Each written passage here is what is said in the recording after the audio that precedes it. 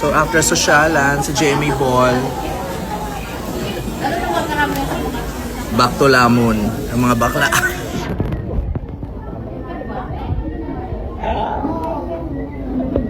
Ang bongga ng entrada ni Vice Ganda sa nakaraang GMA Gala 2025.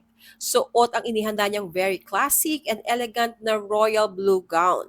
Nag-complement din dito ang bago niyang long layered blonde wig na talaga namang nabigyang hustisya ni Vice para sa okasyon. Ganon din si Barbie Forteza, pinaghanda ang maigi ang GMA Gala. Dumating siya kasama ang rumored boyfriend na si Jameson Blake na spotted namang muli naka-holding hands niya.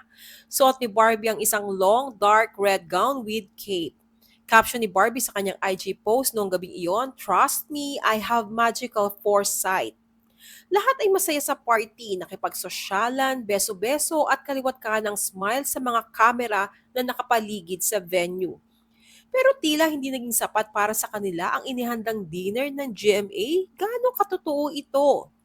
Ang GMA Gala 2025 ay ginanap noong Sabado, August 2, 2025 sa Manila Marriott Hotel sa Pasay City bilang bahagi ng selebrasyon ng ika-75th anniversary ng GMA Network.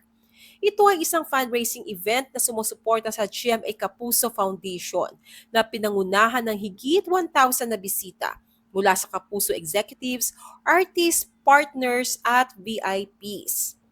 Pagkatapos ng pabunggahan sa event ay spotted pareha sina Vice Ganda at Barbie Forteza sa magkahiwalay na pagkakataon na dumiretso sa isang fast food chain para kumain.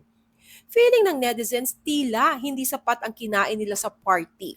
Kaya kinailangan pa nilang dumiretso muna sa fast food bago umuwi. So after sosyalan, si Jamie Ball, back to Lamon, ang mga bakla.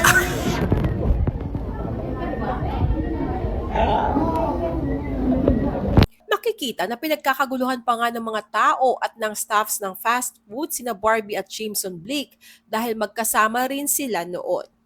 Gayunpaman kahit medyo ginutom, ang mahalaga ay nakibahagi sila sa 75th anniversary ng GMA Network na isa ring fundraising event.